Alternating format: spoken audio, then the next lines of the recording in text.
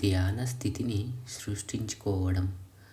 ప్రతి ధ్యానంలోనూ మనకు ప్రసాదించబడిన అపూర్వమైనది ఒకటి ఉంటుంది. ఈ విధంగానే మనం ఆధ్యాత్మిక పోషణను లేదా ఆధ్యాత్మిక సంపదను పొందుతాము. మనకు కానుకగా ప్రసాదింపబడిన ఈ కొత్త స్థితిని మనం ఎలా భద్రపరుచుకుంటాము? మొదటగా మనకు ఆధ్యాత్మిక పోషణ ఇవ్వబడుతున్నదని తెలుసుకునేందుకు తగినంత సూక్ష్మ గ్రాహ్యతను కలిగి ఉండాలి. తర్వాత దానిని నిలుపుకునేందుకు ప్రయత్నించాలి. దానిని సంరక్షించుకుని దానిని వృద్ధి చెందనివ్వాలి. దీనినే నేను పొందండి, అక్వైర్, జీవించండి, ఎన్లివెన్, జీర్ణించుకోండి, ఇంబైబ్, మమేకం అవ్వండి, బికమ్ వన్, చివరికి విలీన స్థితికి చేరుకోండి, స్టేట్ ఆఫ్ యూనియన్ అని, లేదా ఇంగ్లీషులో AEIOU అని చెబుతూ ఉంటాను.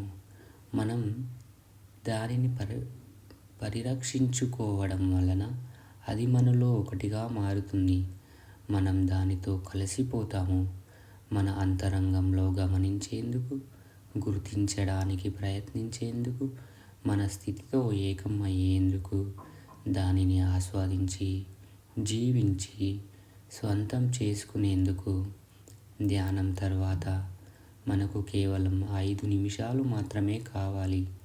అప్పుడు అది పెరిగేందుకు ఒక అవకాశం ఉంటుంది. మనం కత్తికి పదును పెట్టడం, కూరగాయలు తరిగేందుకు చేస్తాము. మనం మన చైతన్యానికి పదును పెట్టడం, దానిని మనం పగటిపూట ఉపయోగించడానికి. మన చైతన్యం ఎంత పదునుగా ఉందో తెలుసుకోవడం ఎంతో ఉపయోగకరమైన విషయం. ఉదయం ధ్యానం చేస్తున్నప్పుడు మనం ఒకానొక స్థాయికి చెందిన చైతన్యాన్ని సాధిస్తాము. మనం దానిని పట్టుకుని మన రోజువారీ పనులను నిర్వర్తించినప్పుడు కళ్ళు తెరిచి కూడా ఉదయం ధ్యాన స్థితి మీద పూర్తిగా పట్టు నిలుపుకుంటాము. ఆ స్థితిని పట్టుకుని ఉండడం అంటే ఏమిటి? ఇక్కడ ఒక ఉదాహరణ ఉంది. ఎవరో ఒకరు మీకు ఒక జోకు చెప్పారని అనుకుందాము. తర్వాత మీరు ఇంటికి వెళ్ళాక అక్కడ మీకు ఈ జోకు గుర్తుకొచ్చి మీరు బిగ్గరగా నవ్వుతారు. నాన్న, ఏమిటి సంగతి అని మీ అబ్బాయి అడుగుతాడు. అప్పుడు మీరు నాకు ఒక జోకు గుర్తుకు వచ్చింది అని చెబుతారు. అదేవిధంగా ఉదయ ధ్యానం నుండి కలిగిన స్థితి చాలా బాగుంది, ఎంతో శ్రేష్టమైనదిగా, తిరిగి మీ దగ్గరకు వచ్చేంత తీవ్రంగా ఉండవచ్చు. మీరు దానితో పాటు నడవడం, కలిసి పనిచేయడం, దానితో విశ్రాంతం అవ్వడం, దానిని పూర్తిగా మీలో తీసుకోవడం ఎలాగో నేర్చుకోండి. రాత్రనక పగలనక మనం మనతో పాటు తీసుకుపోవడానికి ప్రయత్నించే ధ్యాన స్థితి ఇదే. ఒకసారి ధ్యానం తర్వాత ప్రశాంతత, స్వచ్ఛత మనలో సృష్టించబడినప్పుడు వాటిని వదలకుండా పట్టుకుని ఉండడం ఎలాగో మనం నేర్చుకుంటాము. దీనినే కళ్ళు తెరచి ధ్యానం చేయడం లేదా నిరంతర స్మరణ అని అంటారు. ఈ ప్రక్రియలో మనం ధ్యానం చేస్తున్నప్పుడు కలిగిన స్థితిని మనతో పాటు మన దైనందిన జీవితం యొక్క అన్ని పనులలోనికి తీసుకుని పోతాము. దీనిని సాధించేందుకు ధ్యానం తర్వాత ఆ 5-6 నిమిషాలు ఎంతో ఫలప్రదమైనవి. మీ మేలు కోసం వాటిని తెలివిగా వినియోగించుకోండి. అంతర్గత ధ్యాన స్థితి గులాబీ పరిమళం కంటే మరింత సూక్ష్మమైనది. అది సులభంగా పిల్లగాలిలో కలిసిపోతుంది. అందువలన మనం దానిని వెనక్కి పిలవలేము. అందుకని ధ్యానంలో మనకు ప్రసాదించబడిన స్థితిని నిలుపుకునేందుకు ధ్యానం ముగిసిన వెంటనే కొన్ని పనులు చేయడం మానుకోవాలి.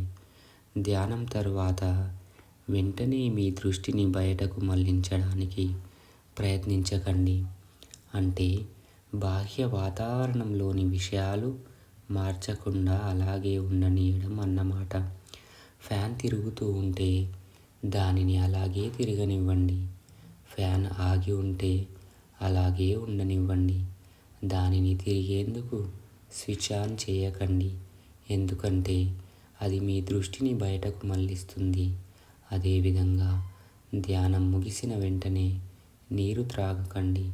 ఎవరైనా ఏడుస్తూ ఉన్నా లేదా ఎవరికైనా మీరు దుర్వార్త చెప్పాల్సి వచ్చినా మీరు ఒక గ్లాసుతో నీళ్లు తీసుకువెళ్ళి వాళ్లకు ఇస్తారు. దాని వలన ఆ వ్యక్తి నెమ్మదిస్తాడు. ఎందుకంటే అది వారి దృష్టిని లోపలి నుండి బయటకు మళ్ళిస్తుంది కాబట్టి. ఆ పరిస్థితిలో మీరు నీరు త్రాగడం ద్వారా స్థితిని మెరుగ్గా మారుస్తున్నారన్నమాట. ఇదే కారణంగా ధ్యానం తరువాత కలిగే ఆ స్థితిని నీరు త్రాగడం ద్వారా పోగొట్టుకుంటాము.